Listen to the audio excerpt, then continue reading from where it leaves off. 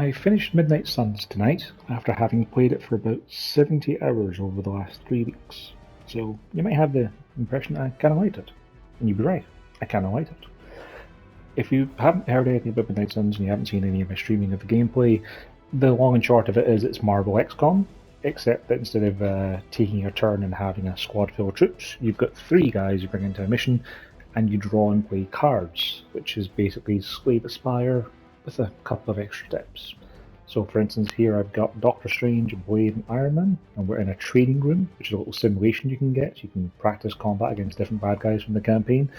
I've chosen the first bad guys you fight in the game, Hydra, to avoid any spoilers for you, because, consider it like that. But each turn, you draw a bunch of cards. You'll see in the bottom right there, I've got a whole bunch of things like redraws and moves and items and all sorts of things. But the basic form of it is, you can play 3 cards a turn normally. Sometimes, if you have a card like this one that has Quick in it, you can play that, and if you defeat an enemy and get a knockout, the card play is refunded. And that's the basis of the whole game, is trying to figure out a way of using your 3 card plays per turn to either defeat or neutralize or stun as many enemies as you possibly can. Like, there are a variety of different ways to mitigate damage, like this card has the ability to conceal an ally, which prevents him from being targeted for the turn. You get a variety of status effects like being able to stun enemies, but of course you can also just do things like, say, chain surgical strike to 5 different enemies. So Iron Man can go 1, 2, 3, 4, 5.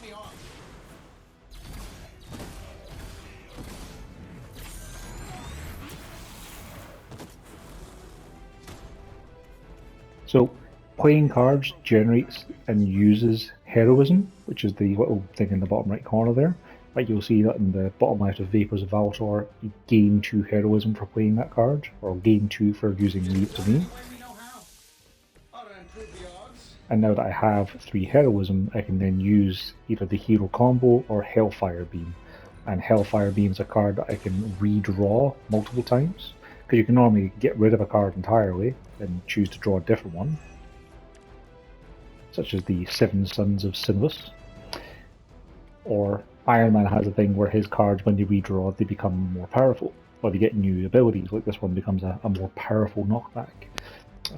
Doctor Strange has a thing where if you have more heroism, a card does more damage. Like, that one gets more damage every 2 extra heroism you've got, past the requirement to use it. Blade has a thing where his cards have a chance to make enemies bleed, and if they're bleeding they take much more damage from your attacks. Stuff like that. Like, people have a variety of passive effects you get from leveling them up and making friends with them.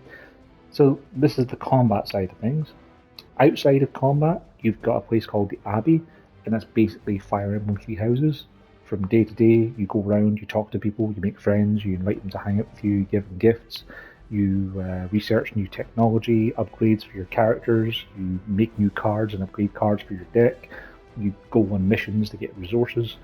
If I had any complaints about the game, there are a few too many different resources to juggle. Like, you've got attack essence, hero essence, and skill essence for your cards, and you also need blueprints to make the cards, you need multiples of the cards to upgrade the cards, then you need currencies to upgrade the cards, and then there's intel you can spend on currencies, on ops, and this, that, and oof. There's like 7 currencies too many. You could have streamlined that down a little bit.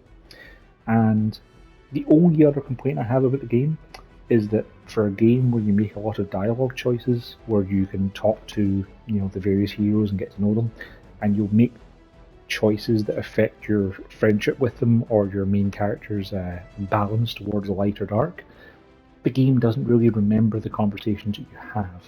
Like, there'll be times where, like, for instance, I'd be talking to Blade and he'd tell me his real name because we became such good friends, and then later on he'd be like, oh, I never did tell you my real name, did I? And it's like, yeah, you did, game. Like 20 hours ago. You just forgot about it. If it had more reactivity to the dialogue and choices you made and remembered that kind of stuff, if it had just a tiny bit more variety in enemy types, like, there's basically 3 different factions you'll fight throughout the course of the game, and the DLC adds a 4th one, which gives it some much needed variety. But it could really do with just more enemy types to fight, because I spent a lot of time in the first act of the game fighting Hydra, because I was doing a lot of side missions and trying to progress, character storylines and get research done for them and stuff like that. And that was a mistake. I should have progressed the main story faster to unlock more enemy types to fight and more characters to play with, because I would have had more things to do in the late game as opposed to just, bringing one or two new characters along to try and grind through their stuff alone. And I wouldn't have been tired of fighting Hydra for hours and hours and hours and hours and hours and hours and hours and hours. That's okay. That's kind of on me for not progressing the story faster and doing more side stuff. But if you'd had maybe just one extra faction to fight against, it would have been nice to have some more variety. But otherwise, this is an amazing game. I'm going to come back and play it again probably next year. Do a dark path to mirror the light path I took for this run. Get a platinum trophy and just have a good time with it. But yeah, it's truly phenomenal. Oh, and if you're worried that it's all going to be too challenging with all the different kinds of cards and things you can do, the difficulty settings are really, really good. Like there's a whole bunch of harder ones you can go to if you want to unlock cosmetic stuff quicker, but you can also put it onto story mode where enemies are practically, they do very little damage to you, and you can finish some side missions in a single turn before the enemy even gets to act, stuff like that. But yeah, it's very flexible for difficulty levels, so don't be intimidated by the complexity of all the different things I've mentioned in this review. But yeah, I heartily recommend Midnight Suns, and it is one of the best games I've played this year. In fact, it goes so far as to say it's one of the best games I've played on my PS5, but then I do like my XCOMs and my turn-based strategy games. So yeah, I recommend buying Midnight Suns. It's probably on sale really cheap now. I got the digital docs version with the season pass in the game for £40. The season pass is normally £40 and adds more characters and more storyline missions with a really good story actually once it's all told.